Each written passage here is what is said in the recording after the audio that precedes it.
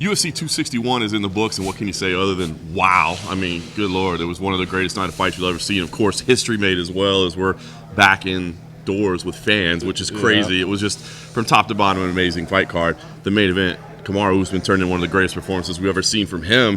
Thought he could win the fight, but not necessarily like that. The guy's showing us all kinds of impressive skills now. What do we do with Kamaru Usman moving forward? He's saying he's the best pound-for-pound fighter on the planet.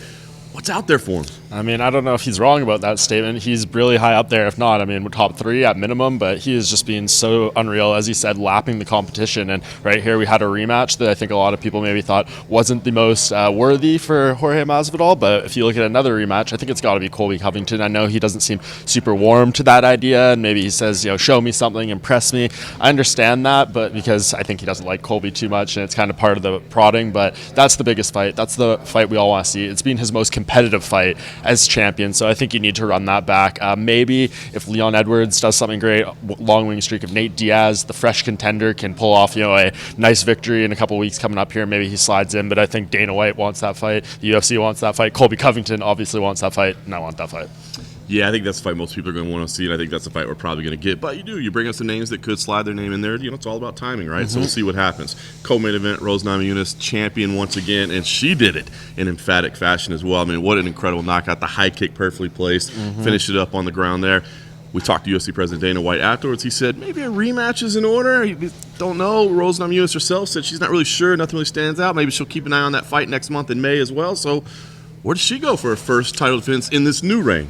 There's a couple good ones out there, actually. I mean, I know that Zhang Weili brings good money to the UFC through China, and I think that's why they probably are already pushing for that rematch, why Dana wants it, because having her as champion has been very lucrative to them. So I wouldn't be surprised if they do push hard for that. But you do have another Chinese fighter in Yan Zhaonan, who, if she beats Carla Esparza, she could be right there. She brings some of the similar things in terms of promotion to the UFC. But if Carla Esparza wins that fight, there's history there, right? Obviously they fought on the Ultimate Fighter finale, the inaugural title. A lot of history backstory there. I'm sure Rose would like to get that one back, so that would be fun. I would probably be looking at that fight, but if Zhang Weili wants that fight and the UFC thinks that there's money there, I think there's options, is what I'm saying. But I was going to say that's what's interesting about the division, right? There are a lot of options. So let's put you to it. Which one gets booked? What do you think is happening next? I think probably if Carla wins, it'll be that fight, just because of the history there. If she doesn't win, I think if they're going to go with one of the 2 Chinese fighters, I think you do the Zhang Weili rematch. Of course. Then our third title fight, stop me if you heard this one, Valentina Shachenko looked absolutely unbeatable,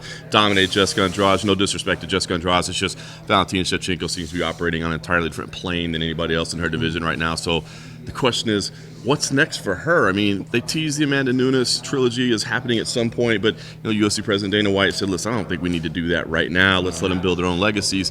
So do you feel that fight is on the table right now, or do you think it's off the table and there's something else that makes sense? I don't think it's going to be next. I think the UFC seems pretty content, and both champions seem content sticking in their own lane there. So I think it's pretty clearly either Lauren Murphy or Joanne Calderwood, who are fighting at UFC 263, 2 contenders who have yet to fight Shevchenko. It just kind of makes perfect sense there. Maybe they can both fight her, and we got a more competitive fight at the same time. Yeah, impressive, man. The thing that she's been doing and put together, we're going to have to come up with something unique like that, man. We're going to have to do tag teams or something. It's been incredible what she's been able to do.